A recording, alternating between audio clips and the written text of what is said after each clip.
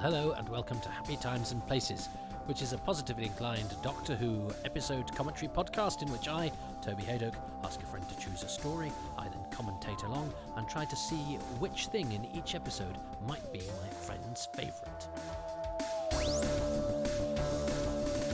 Hello there, I'm Siobhan and I've chosen The Three Doctors. Well, hello everybody. I'm recording this in the week of Doctor Who's 59th birthday, so sort of a month or so before the anniversary, the birthday of this story, which was broadcast at the end of 1972 and the very beginning of 1973. So it is 49 years old. God, that's extraordinary, isn't it? And yet when I saw it, it was relatively old. I saw it as part of the 5 Faces of Doctor Who. So at that point, it was sort of, well, 8 years, 8 years old. But, I was 6 or 7. So yeah, this was 73. Early 73. Yeah, so actually, it was exactly a year before I was born. Because I was born in January 74. So, my goodness me. So this is, this is a year older than I am in terms of when it was screened. Obviously, it was made prior to that. But time is a strange thing. And of course, if you're not a patron and you're listening to this, it is irrelevant because I don't release these anywhere near to the dates that they are recorded. This is not a current affairs podcast. This is just me watching Doctor Who. However, I felt it worth noting that there was something in the air that I hadn't just done this anniversary story, although I'm sure Stephen Moffat in one of his editorials at DWM pointed out that it's not really an anniversary story because it's nowhere near November 1973, which would have made it an anniversary story. It's the beginning of the 10th season as opposed to the 10th birthday party, which is fair enough. But I think our hive mind has it down as it's the 10th anniversary story. It's the first time you get 3 Doctors, all of the Doctors together, and the 10th season is the 10th anniversary of the show, and it enters 1973, which is the show's 10th year. And as I've discussed earlier, this is a story that I've gone up and down with. So let us see. I hope you're enjoying it. I'm very much enjoying it this time around. And I did enjoy it last time I saw it as well. So I'm not, but this process of being positive does help me to, see the virtues in everything. It's a good, I suppose it's a tonic for life, isn't it, really? And I've always been sort of glass half empty, or be pessimistic because then you're not disappointed. But actually, and it sounds crass, I'm so sorry, and it's not very British to say it, but if you try and be positive and you try to look for the best in things, being positive is harder. I'm a freelance performer, writer, I'm freelancing in the arts. I have to solicit for work all of the time. I'm not going to tell you how many things I've been turned down for today and the manner in which I was turned down for one of them. Positivity does not come easily to me. It is not generally what goes on inside my head, despite what comes out of my mouth in these podcasts. But what comes out of my mouth is an attempt to be a tonic to the stiff drink that is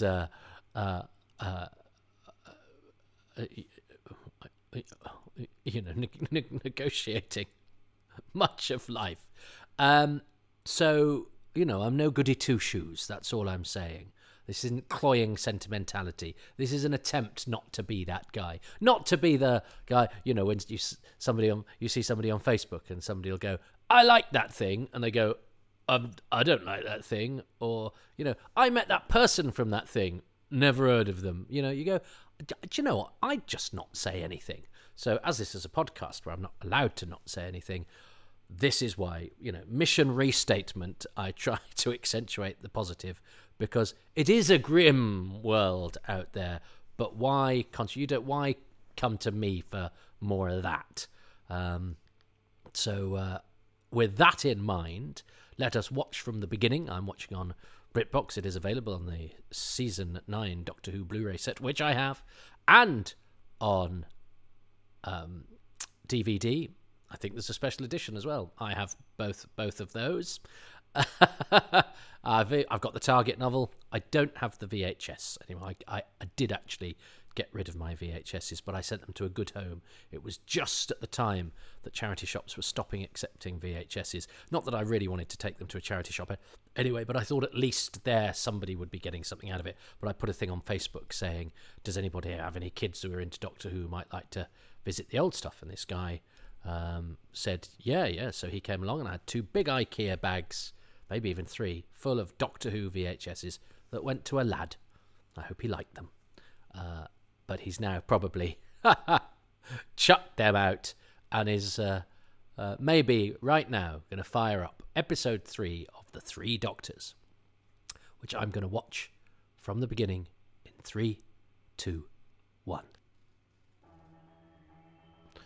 Well, I hope that I've edited that deftly enough to make it not apparent that decades have passed since I said 3, 2, 1 now, and that title sequence playing through the correct speaker at the correct speed. I mean, I've had to come in of out of apps that the internet's playing up because it's raining. I mean, I take the mickey out of Omega because he's created this world through sheer force of his will, and he's made place with a terrible chair, panto scenery, and a quarry background.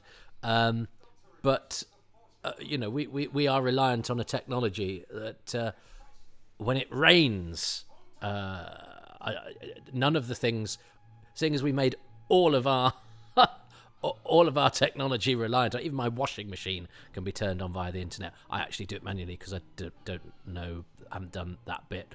But everything is reliant on the internet, and yet if it rains, my internet doesn't work. I mean, I laughed at the Seeds of Death, didn't I? Going, oh yeah, fancy having an invasion tool that is scuppered by rain.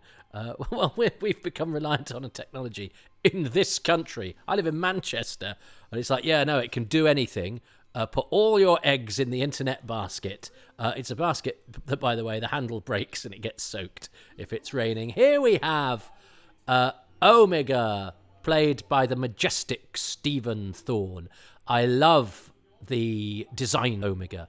I think the mask is marvellous. I think Stephen Thorne's voice is incredible. And I like the fact that Doctor Who is going, well, it's the 10th anniversary story, or is it? Let's look at the genesis of the Time Lords. I think, that's a big enough occasion to warrant the 3 Doctors coming through. So there's a sense of occasion about this. And, at least they make his entrance high up on some, raised stairs. That's quite theatrical. I mean, I think it is a bit of a shame that the sets are, I think, amongst the weakest in the show's history.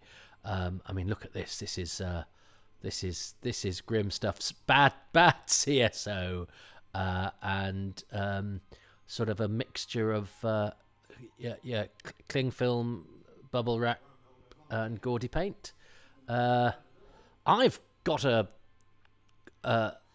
cardigan not unlike Dr. Tyler's. I've just noticed it's my new cardigan. Yes, I'm of an age now where I get a new cardigan, which actually fits me quite snugly. I'm rather fond of it, but I wasn't Dr. Tyler cosplaying, although I probably could, because I've got jackets and shirts not unlike those as well. He's got a stronger moustache than I, though, although I think that might well be a fake moustache that Rex is sporting there.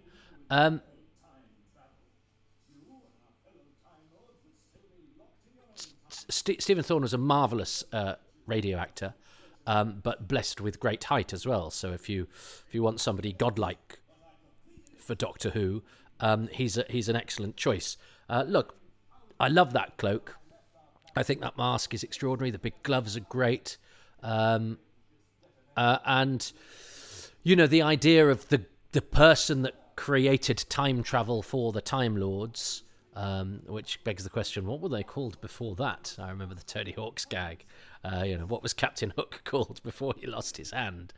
Otherwise, that's nominative determinism with quite tragic consequences. And I had a big argument with my...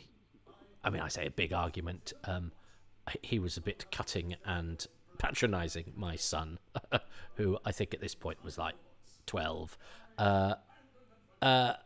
And, doesn't know how to make a cup of coffee, and hasn't done classical Greek at school, which I have. It's omega. It's omega. It's not. It's omega.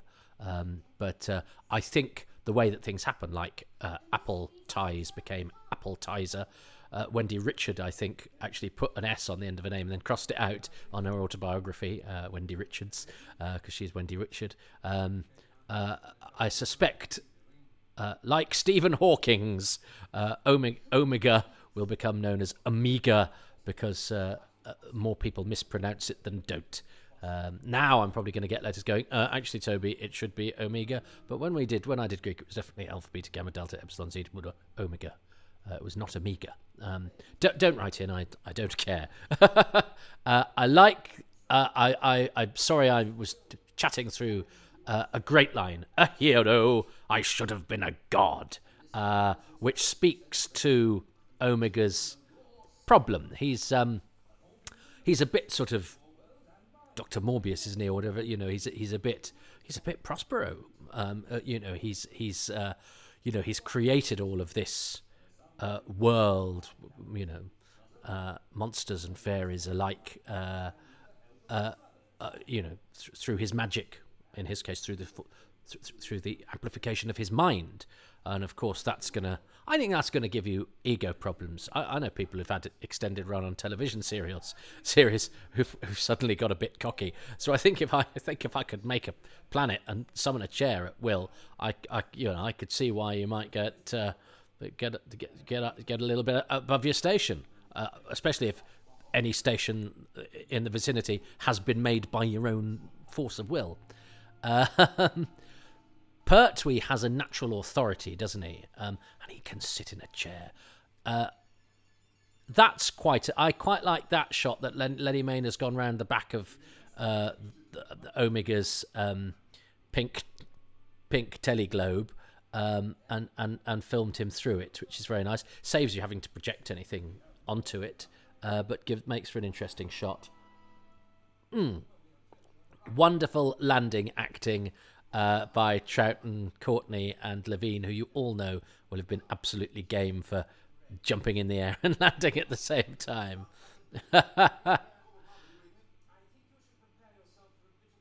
I love the way Troughton says, I think you should prepare yourself for a bit of a shock. That's slightly like he's sort of talking to a child, slightly patronising. I don't know how the scanner can get a picture of the TARDIS. But it's fine. We can rationalise that if we like, any way that we like. Look at Benton looking a bit resigned to it all. This is the sort of continuation of my favourite bit from episode 2, which is the Benton Troughton double act. He's wonderful, Troughton, isn't he? So his eyes are always darting and going, and he's furtive and he's interested and he's calculating and he's working stuff out. And funny, over the weekend I watched some Doctor Who for pleasure. I don't always do it to bestow my opinions upon you out of the goodness of my heart. I'm so sorry. Why are you listening to this? But I watched The Web of Fear because I can. And because it's wonderful, and it's amazing how well I know. I mean, partially history is unkind to the Web of Fear in its depiction of the Brigadier, or history has been unkind to the Web of Fear because Colonel Lethbridge Stewart is there to partially be set up as is this guy the bad guy? I mean, it's not solely him because Harold Chorley, the snivelling journalist. Is also a major suspect, as is cowardly driver Evans, and Staff Sergeant Arnold does give the odd clue every now and again. There's a bit where they say, was the doctor killed by the Yeti? And he goes, no. And they go, how do you know? And he goes, well, it's just a hunch. And that's in episode 2, I think. But the Colonel Lethbridge Stewart, when the doctor says, I've got this spaceship that travels through time and space, he goes, fine. Trout slaps his head. And a lot of actors wouldn't get away with that.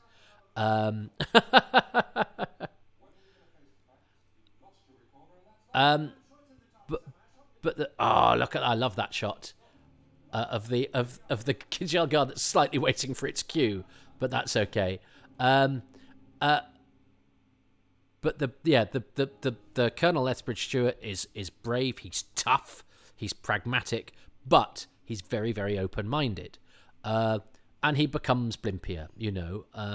That's probably because everybody realised that Nicholas Courtney was very dryly funny and very good at deadpan comedy, and why not use what your actors do? And that's fine. But I utterly sympathise with anybody who prefers their brigadier to be a tough soldier. I actually like this double act as well, as Mr. Ollis, the sort of taciturn game warden who for whom this is all a bit avant-garde. And as I say, Laurie is actually quite an ebullient fellow, and a bit of a sort of cheery Welsh, song and dance man. But I think he's rather lovely as this sort of fairly straightforward, prosaic character. I love that image of Troughton and Benton being escorted by the Gel Guards, which is of course on the back cover of the Target book, which has Omega with fire coming from his fingers, which I know in the Haydock household was considered to be a literal thing. Like we talked of Omega having fire coming through his fingers, and didn't realise it was actually metaphorical. It was there as a striking image.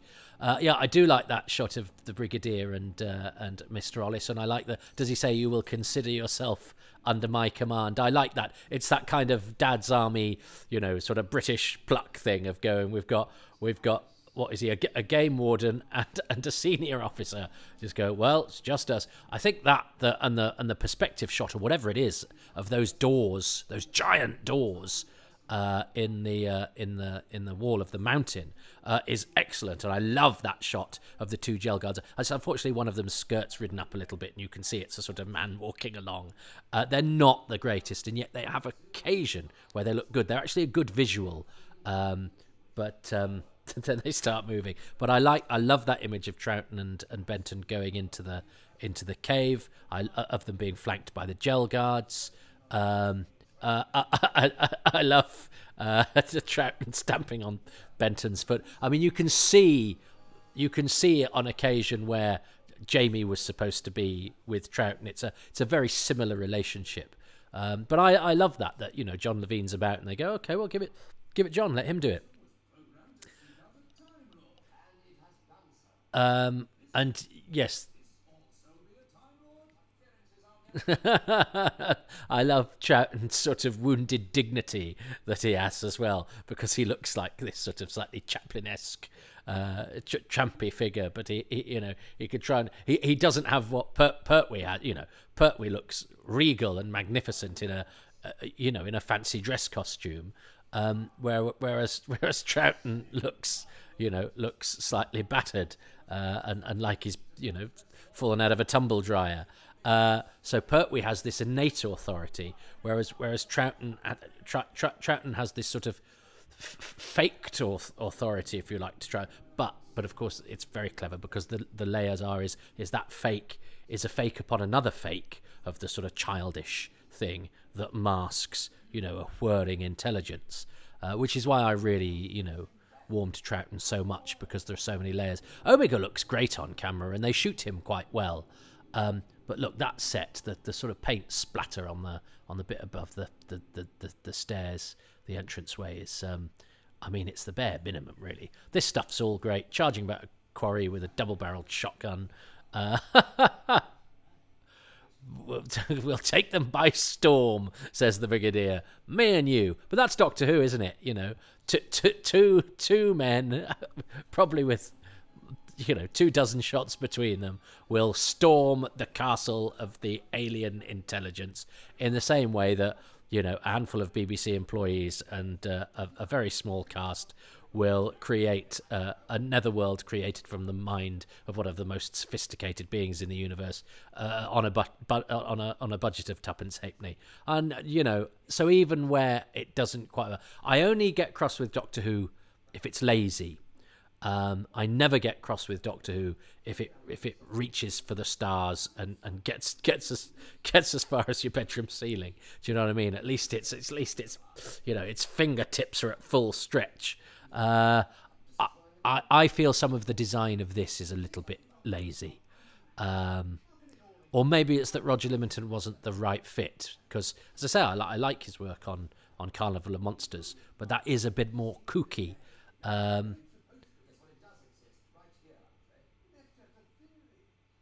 I like Joe's costume in this. It's all nice and blue, which suggests it's probably yellow CSO, isn't it? Because she'd have disappeared, as with Troughton's shirt. So Bob Baker and Dave Martin, who wrote this, always did seem to write, with a filmic imagination. Now, it's up to us to decide whether that is, not being hampered by the limitations of television production / reality, or whether actually better writers would go, well, no, what's achievable with the technology that we have? What can the BBC do? Which I think people like, Robert Holmes was very good at going, right, what can we do? Oh, he says Omega. Oh, well, John Levine, you'll get on with my Oscar.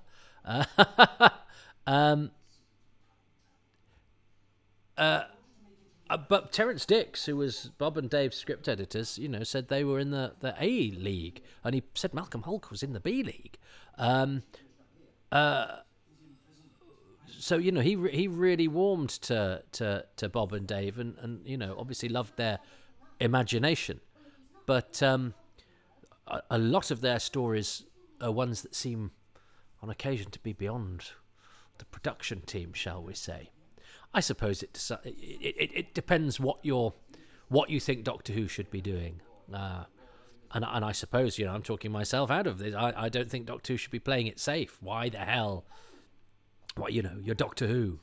Don't do what everything else tries to do, but by the same token, also be a little bit cautious so that you don't lose the audience. But it didn't lose the audience, did it? When I was young, this was hugely, hugely exciting and imaginative and beguiling. There's a lot of talking in this cell, though, isn't there? Do they do contact now? I like this. That's great. And there's something that has endured, isn't it?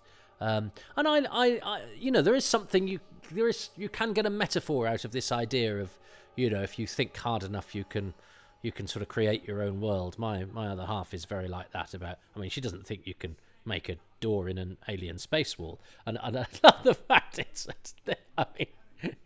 literally just a door. But I kind of like that. Don't like that CSO. It is yellow CSO, isn't it? I quite like the beep, boop, boop, boop, boop, boop, boop music as well. It seems to me to fit the production. This sort of fairy tale Netherland atmosphere, and it's quite memorable on the ear. But it's got a bit repetitive now, hasn't it? Because we've kind of already had this sort of thing when Dr. Tyler made a break for it last week. But I suppose now we're with Omega. There's not a whacking great amount of plot left, really. He wants to get into our universe, and they don't want to let him. I love that. That's very, Troughton sticks his head round the corner, Pertwee sticks his head slightly higher. And they're a great contrast because of their different sizes as well. And just the different body language, the way that they hold each other, Troutness sort of Benton scampers around, whereas Pertwee is, you know, strides into danger with all his dignity. Now, in the book, this is a double-headed coin, but I don't think that's clear in the TV version, is it? Pertwee just loses the coin toss, but I don't think it's ever said that's a double-headed coin, although him saying what would be the point suggests it's always a fix. But I like the idea of a double-headed coin. I don't know why as a kid we used to do heads and tails and things like that all the time, and the idea that you had a thing that was a double-headed coin was like just a slight twist on the everyday, and that was always sort of slightly quite exciting because you could get an angle on that because you're a kid. The lighting in here is quite nice. Brilliant mask for Omega. I wonder if now, and I know Stephen Thorne, who I met a few times and very much enjoyed the company of. He was a nice man. Felt that, and I think he gets a bit of stick that his performances are a bit shouty. I think Omega is on the edge of sanity, and he is all powerful, and I kind of think it works, especially in the next episode when he sort of loses temper and the camera shakes. But we'll talk about that. But you know, he hasn't had anybody to talk to, and in fact, funny, didn't I say Laurie Webb makes sure he sings to himself when he doesn't see anybody all day, because he's 98 and lives on his own, so as not to lose his voice. So maybe that's what Omega's been doing, because he hasn't got anybody to talk to. He's been doing Shakespearean acting. But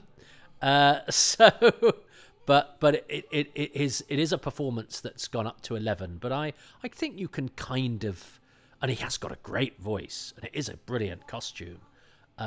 So I forgive Steve Thorne, especially as he always rather berated himself for it. That's a great shot. I love everybody charging out of here. I love this gang. There's a few pictures of, you know, these guys escaping the explosions and stuff. And I like there's two soldiers, you know, the gamekeeper guy, Joe in her costume, and the scientist in his, you know, tweedy scientist costume. I like that sort of incongruous gang. This bevy of sort of unusual heroes, as it were. I think I just like all the characters. I think they're all. Gosh, I've met all of those. There's 5 people on screen, and I've met them all. My 7-year-old self in the playground would have been delighted. And I've even met, who are the gel guards? There's Ricky Newby and, I remember that shot of Joe with the explosion is on the Doctor Who 40th anniversary compilation that they did at the start of the VHSs to the orbital music. That shot of Joe. Anyway, now, oddly, I remember when I read the book of this after I'd seen the TV series, I didn't remember this bit at all. And so then when I got it on video, this was all new to me. And it's a film sequence, and it's nicely done. And of course, it looks magnificent because it's on film, and that's Alan Chun's there as the phantom beast from Omega's mind or whatever. But I had no memory at all of it from when I watched it as a kid, which is extraordinary, because I remembered everything else. You know, I remembered that the Time Lord sitting down had a beard. I remember, you know, William Hartnell in his pyramid-y thing and all of that.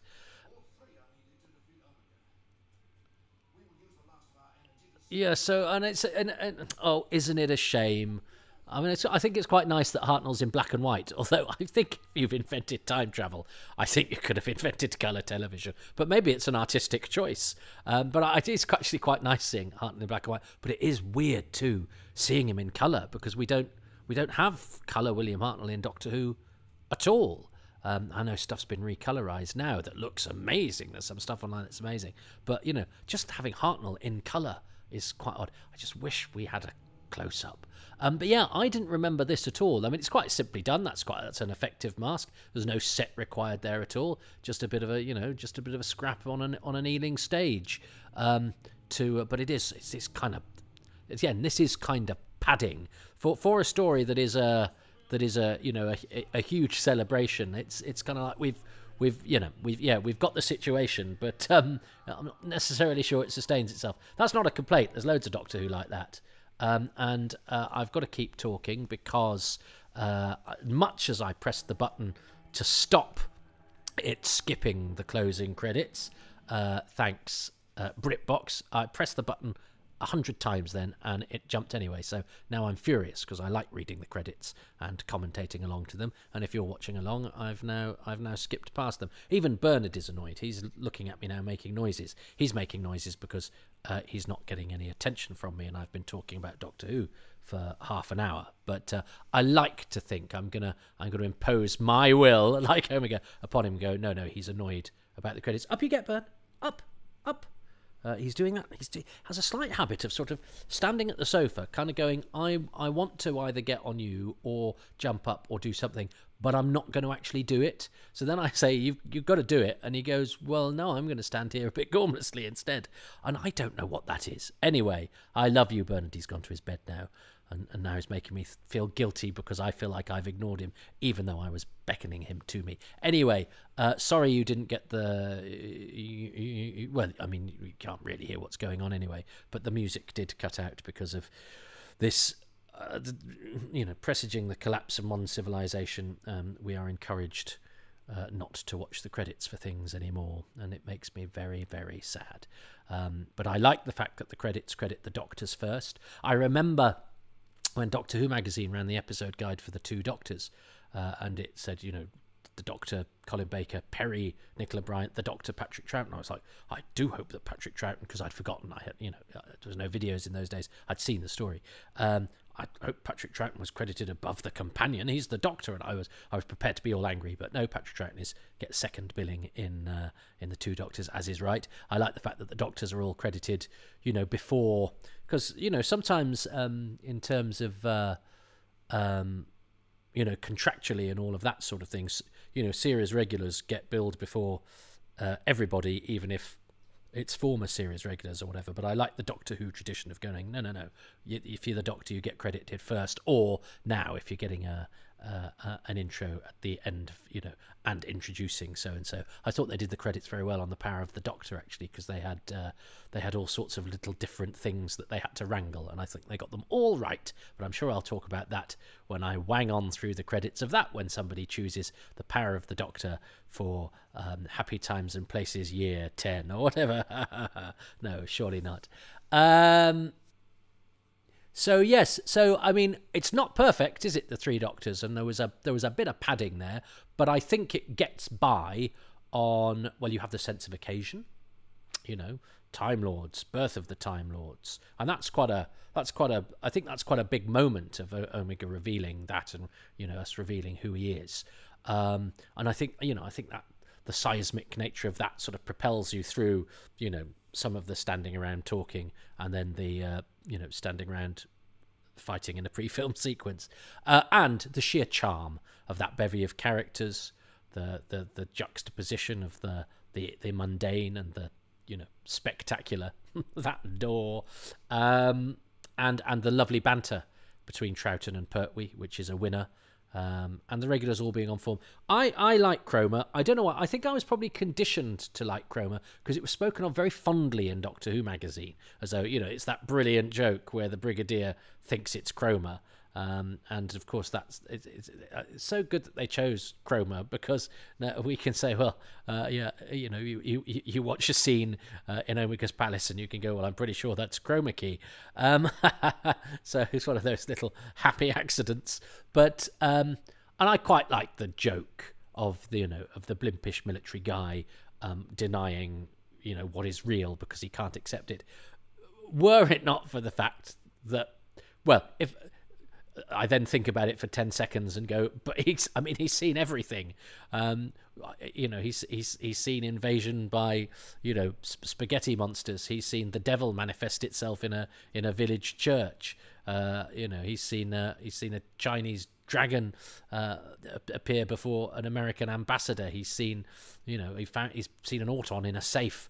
All of that. And now he's going, but this building can't have moved it out. So, and also, is it any less likely? Is it any easier to move a building to dematerialize a building and transport it to chroma than it is to dematerialize a building and transform it into another universe, another planet, or whatever. Surely it's the dematerialization and rematerialization that's the issue, not the geographical location. I have conjured you out of nowhere a castle. A castle? No. I'm pretty sure it's a bungalow. No, it's the conjuring. That's the. I know I'd accept a 2 up, 2 down, but a castle, that's beyond the realms of my imagination. But still, it's jolly. It zips along and it is charming. Even though there's padding and some atrocious design, it's its sheer charm that carries it through. But I think my favourite thing about it is Omega, the look of Omega. I like Stephen Thorne's performance too, but I just think the idea that he's from the birth of the Time Lords. Now you can say that they've done multi-Doctor stories, to death a bit, and they do sort of Time Lord mythology stuff. Has happened a lot of times now. But at this point in the show's history, we've seen the Time Lords on Gallifrey. We don't even know it's called Gallifrey at the moment.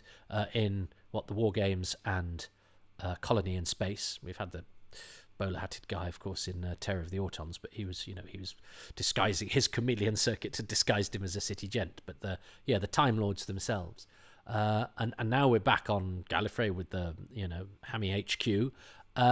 But then this other guy comes in and he looks magnificent and he's tall and he's got this booming voice and he's the guy that's captured the Doctor. He's the guy that's caused the Time Lords to be involved. He's the guy that's meant we need not 1 but 2 but 3 Doctors. Well, it'd be a bit annoying if he was just Spacey Magoo from the planet Penge or whatever. He is Omega, the founder of the solar engineer who kicked the Time Lords into their lofty position. And that, to me, seems to be an appropriate level of threat for this 3 Doctors story. It's an attempt to give some scope to the series and to give it a little nod without doing anything, that makes people go, do I have to have watched this before? Because of course you don't, because we don't know any of this. This is all new to everybody. So it's it's mythology, but without being tied up in existing mythology or whatever. Apart from that, well, the Doctor's a Time Lord, but that's easily digestible. And I think it's a great costume. I think it's a great look. So yes, Omega. Who Omega is, what Omega represents in the story, but also that beautiful, beautiful design. What does Siobhan Galichon like from episode 3? I think we could tell Siobhan and I are perhaps coming at this from slightly different angles, which is absolutely fine. So I expect not to be successful. But who knows? We might find a point of singularity. Part 3. This is an odd one. But the more I think about it, the more right it seems. It's Omega's palace, of all things. I know in Terence's novel it was a glorious thing. And in this, it's just a pair of doors leaning up against a cliff wall. But it's the inside I like. Again, it's a memory thing, I'm guessing. A nostalgia thing? I don't know. From when I first watched this. And that was, like I say, on original transmission. But there's something about it. It's magical. It almost is the fairy tale place. And Dudley Simpson's music for that, the corridor music, if you like, the twinkly music, it just makes the whole thing seem right. And again, cosy. That's a word you could just describe the 3 Doctors as, cosy. So odd one, but there we go. It's Omega's palace, especially the corridors and the music. Well, I mean, I quite like the music, but I actually am. There's part of me that's slightly pleased that the thing that I sort of said was not very good is the thing that Siobhan has chosen, because Siobhan was a wee bairn when this was on, so remembers it at the time. So it was good enough to capture a kid. And therefore, whatever my adult sensibilities are about the set design and the filming within Omega's Palace, doesn't matter, because it did its job at the time that it was broadcast. Yeah, as I say, I will never be its greatest fan of a lot of the choices that take place in the studio work in Omega's Palace, and yet for somebody else, it's the best thing about the episode. And isn't that rather glorious? Because I can never pretend that some of the things that I choose in this are objective, and I think anybody that sort of loftily declares you know, their own stylistic preferences to be objectively better. Now, I think you can sometimes say, you know, technical achievements are, you know, objectively better, and you can perhaps break a script down and go, you know, just looking at that practically. But actually, that doesn't matter, because you could have the best structured script in the world, but it could still not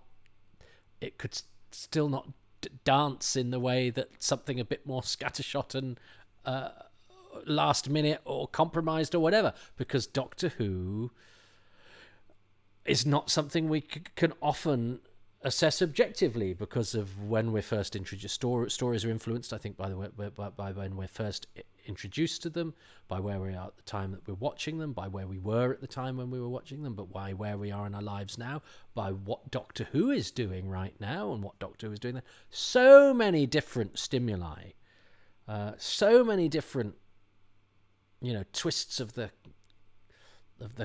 kaleidoscope or the viewfinder will skew how we refract the images and interpret them and how they hit us emotionally. And that's also going to depend on who we are and when and where we're from and what we've been through. And that's why Doctor Who is a strange sort of catalogue of our lives, because, you know, I don't just watch Doctor Who. Doctor Who has been with me all of my life, and I remember where and when I was introduced to certain things.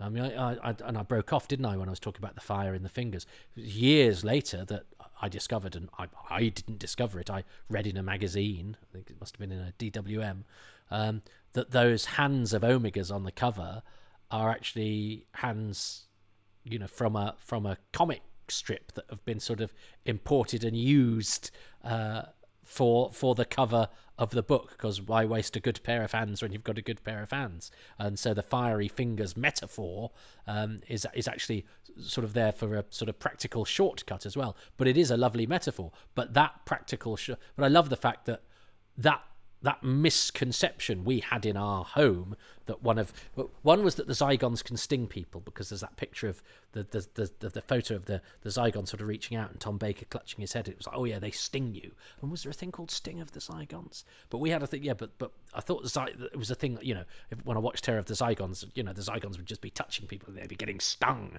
you know, a bit like the Triffids or something like that, you know, because that was around at the time that I was growing up. And in the same way, the Omega had fiery fingers, so I imagine this guy that, you know, that's what you imagine a Doctor Who monster would do, and especially one that would get together the three Doctors, fiery fingers. But no, it was on the cover just as a sort of metaphorical representation of power. But it was also on the cover because it was a practical shortcut as a result of the artist already having that thing to hand and placing it there. So it's lovely that there's so many different layers to that thing that was a misapprehension in the first place, but is also part and parcel of my assimilation and experience of the story. And I'm sure we've all got those things that are unique to us. So our perceptions of every story are unique to us because of you know, how we come to Doctor Who. But it's you know, it's more profound than, because all of our perceptions of everything are unique to us. But with Doctor Who, we also have this commonality of we all know it, we all watch it, we all know what we're talking about when we say Sergeant Benton and Mr. Ollis and all of that sort of thing. So we all basically, what I'm saying is, we all create a world through our own perception. and I think you'll find that reflects the themes of the three Doctors rather well. And so I shall depart with a flourish, with a spring in my step, and fire coming out my fingers. Well, thank you ever so much for listening to Happy Times and Places, which is presented by me, Toby Haydoke, and my special guest, Siobhan Galichon, who can be found on Twitter at SIO Galichon. And I'm grateful to Siobhan and to the patrons who make this podcast possible. And they include Stephen Moffat, Jeff Sear, Philip Marsh, PDT, Tom Hunter Watts, Ian Dean, Chris Fowen, Paul Loveday, Damien Cartin, Steve Watson, Matt Sawyer, Paul Lindblad, David Shepherdson, Jess Jerkovic, Andrew Hodson, Kevin Murdoch, Richard Baker, Andy Larson, Tom Hunter Watts, Christopher Meredith, Luke Harrington, Joanne Abbott, Paul Carrington, Neil Allen, Andy Case, Jeff Sear. I've said Jeff Sear twice, actually, but it's because I haven't said him enough in the past, because he dropped off the list. Nick Tedston, Neil Tate, Richard Straw, and Rob Leonard. The music is by Dave Gates, the artwork by Dylan Patterson. If you would like your name read out on the credits, well, that is one of the perks of being a patron, which you can become at patreon.com/Toby Haydoke, where for as little as £3 a month, you can get exclusive releases, bonus material, and you get everything much, much earlier. There are AMAs. There's your own podcast called Far Too Much Information, which is never released to the outside world. All that sort of stuff. £3 a month is the lowest tier. There are higher tiers, which have other little things that lure you up the ladder, but most things are available at the base rate, because times are tough, and also because it feels really odd expecting people to pay for me talking, but some people seem to like to do that, and it enables me, I hope, to do it to a professional standard and to spend proper time on doing it well, if that's what this is. You could also go and score these 5 stars on iTunes, Spotify, Podbean, wherever you get your podcasts from. A few lines of review and 5 stars. It's the 5 stars that really tickle the algorithms and mean that other people are more likely to spot this. They're more likely to listen to it, and the more they listen to it, the more traction it gets, and it's just helpful. And if you like it, hopefully you think that other like-minded people will like it too. So please do spread the word. I'm flattered by the numbers that I'm getting, but we stagnated just a little bit in the last month or so. So I'm trying to give it a bit of welly. So tell your friends, tweet, Facebook, go on forums and say how much you like these, but particularly, yes, give them 5 stars. Oh, subscribe. That's what I've heard other people say. Like and subscribe. I've never asked anyone to subscribe. I don't even know where to look to see if anyone is. But subscribe and 5 star and leave nice lines of review. You can also, if you don't want to become a patron and sign up for the monthly thing, go to ko-fi.com/Toby Haydoke, where you can drop me a metaphorical cup of coffee whenever you like. Talking of social media, these podcasts have their own feed at Haydoke Podcasts. I'm at Toby Haydoke, and I also have a Facebook page. I'm sort of migrating. There's one that's Toby Haydoke Comedian. That's where all the work stuff's going to be, and I'm going to cut back on the personal thing because I said yes to everybody, and now I've got 5,000 friends, many of whom I've never met. So if it's my work you're interested in, it's the Toby Haydoke Comedian page, and that's where all the sort of professional stuff and all the stuff that probably interests you, and then I can have 2 different. If you don't know me, that is, if you know me, but if you don't know me, but yeah. Do you know what I mean? I think you know what you mean. I don't really know what I mean, but I've got 2 pages now, and I've sort of got the same people on both, and I need to.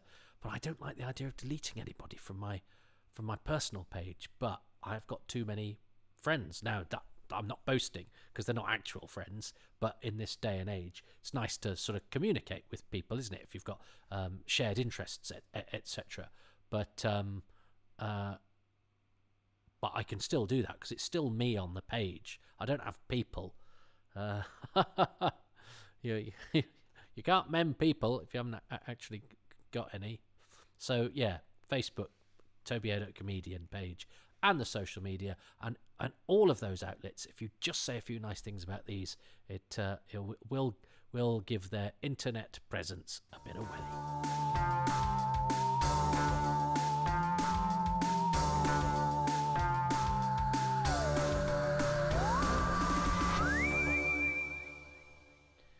So there we have it. So yes, that's a number of jobs I've been turned down for today. Oh, the humanity. So at least I've got this to do, eh?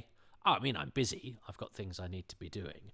But I do sort of relish those occasions where I don't have to do everything. Do you know what I mean? I'm nearly 50. It would be nice on occasion to do work that I haven't, sort of had to throw several fields worth of mud at the wall in the hope that a teaspoon of it sticks for me to grip onto. But there we go. That's the nature of being a freelancer. But it's sometimes a bit galling. It was the way that one of these was phrased today that stuck in my craw a little bit. Because for all the mwah, darling, everybody's lovely. It's a ruthless old business, this one, and you are, air kisses can turn to poison darts without a second's thought. Not that anyone's being cruel or nasty. It's just it's a very pragmatic business, which is unfortunate if you're one of the things people want to be pragmatic about. But I'm sure I've probably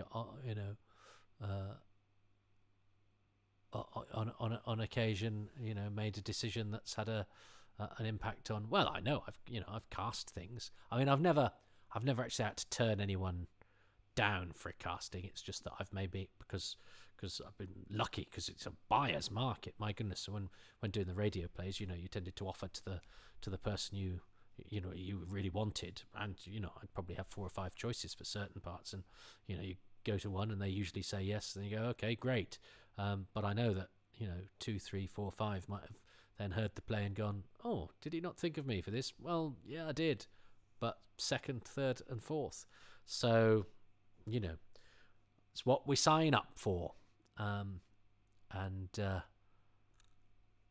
there was something. Oh yeah, and then something else has happened. Yeah, sometimes you're turned down, and sometimes you're just ignored. Which is worse, to be told to sod off or to not even register? It's an odd career for somebody that's mistakenly decided to spend their life looking for the approval of others. It's an odd career choice for people with fragile egos who don't like rejection to take a job that is largely people saying no to you, or even this. I ask for 5-star reviews, but and then if you get one that's less than that, it sort of takes a chunk out of your heart, and you go, well, who's bothered to go? I mean, why bother to? I mean, there's a lovely comic called Dominic Woodward who does a routine about newspaper polls saying, do you think they should bring back capital punishment? 54% said yes, 30% said no, and then the rest said don't know. And Dominic's joke, which is brilliant, is to say, who rings up and goes, yeah, you know that poll? Yeah, I don't know. And why would you, if something is not being charged for, it's just out there in the great vast swathes of cyberspace, and you listen to it and you don't particularly like it, I just go, oh well, I won't listen to that again. But I wouldn't go and go, well, I'll give that 1 star. Do you know what I mean? I think that's objectively quite a mean thing. Somebody's got to have really annoyed you. I mean, I'm not saying this is the best thing in the world, but surely it's enough to just ignore if you don't like it.